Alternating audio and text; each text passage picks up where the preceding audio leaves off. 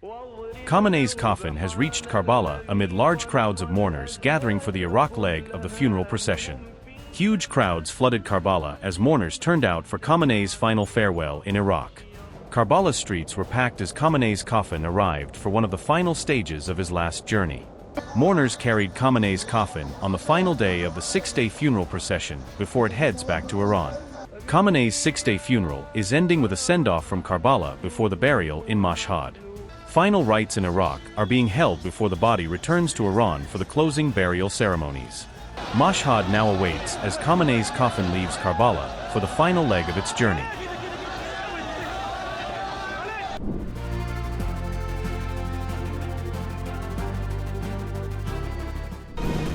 An IRGC-linked channel claimed that Iran launched a large-scale missile attack targeting multiple U.S. military bases across the Middle East.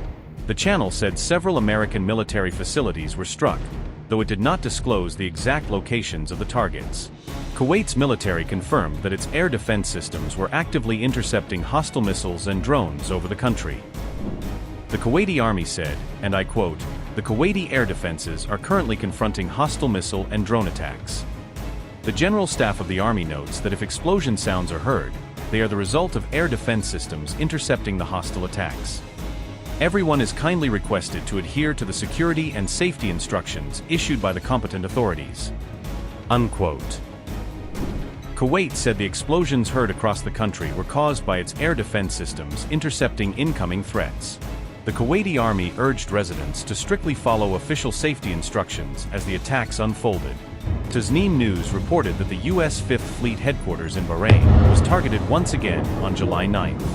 Local sources quoted by Tasneem also reported fresh explosions in Bahrain following Iran's latest attacks.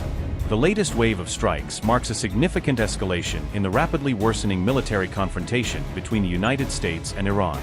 The Persian Gulf has now emerged as the latest flashpoint in the expanding regional conflict. Iran's retaliation has intensified fears that the conflict could spread further and draw multiple Gulf states into a broader regional war.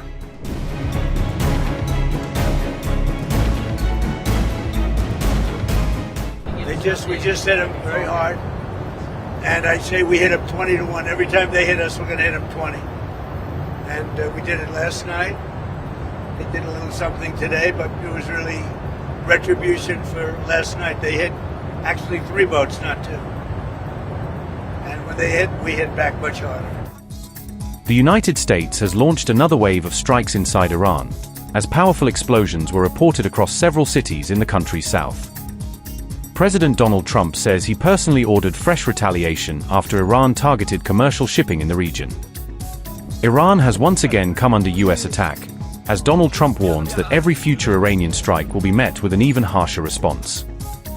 Explosions have rocked Bushehr and Jask, with reports suggesting fresh U.S. military action deep inside southern Iran. Donald Trump has now vowed a 20-1 retaliation policy, promising overwhelming force for every Iranian attack. We just hit them very hard, and I say we hit them 20-1. Every time they hit us, we're going to hit them 20. And we did it last night. They did a little something today, but it was really retribution for last night. They hit actually 3 boats, not 2.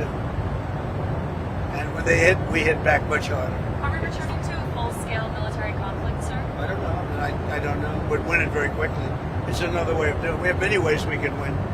But we've already won militarily. They have very little left, and they want to make a deal so badly. They called a little while ago. They want to make a deal so badly. I just don't know if they're worthy of making a deal. I don't know that they're going to honor the deal. That's the problem. Fresh reports claim the strategic port of Chabahar has come under attack as Washington expands its military campaign against Iran.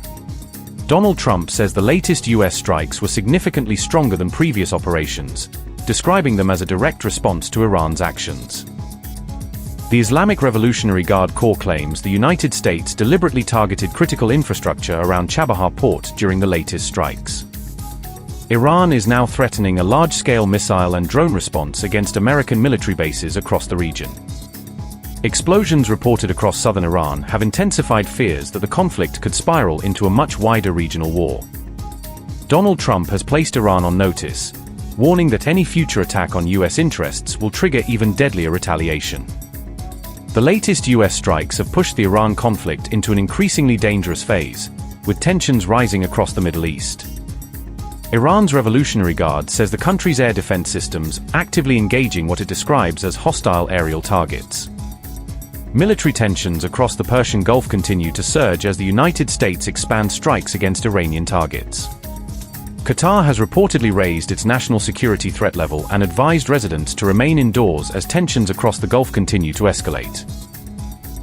After commercial ships were attacked in the Strait of Hormuz, Donald Trump says Washington responded with another round of powerful strikes. Iran has promised that retaliation is inevitable, even as the United States continues military operations inside the country. The entire Middle East remains on edge after Donald Trump warned that even stronger strikes could follow if Iran escalates again. Both Washington and Tehran are exchanging fresh threats, raising concerns that the ceasefire has effectively collapsed. Iran's deputy foreign minister says there will be no negotiations with the United States following the Switzerland meeting, while sharply criticizing Donald Trump. We make no distinction between American officials. They have all pursued hegemonic and arrogant policies. However, the president that America is currently facing does not recognize international structures, nor international responsibility and rights. He constantly uses offensive language against various countries, and this tone, as you have well pointed out, is indeed representative of American society in this regard. It is fitting for all the insults that have been directed at the noble Iranian nation. It has been almost 3 weeks since the Memorandum of Understanding was signed with America. Whether that is considered a long time or not, we have not yet commenced negotiations with the U.S. I am informing you that although technical working groups were formed after the Switzerland meeting, these technical working group meetings have not yet taken place. For example, they were supposed to be held last week, but due to the aggressive action that occurred following certain incidents in the Strait of Hormuz and the actions the U.S. regime took against some of our sites, we canceled that meeting. We informed the American side that Iran would not participate in those talks.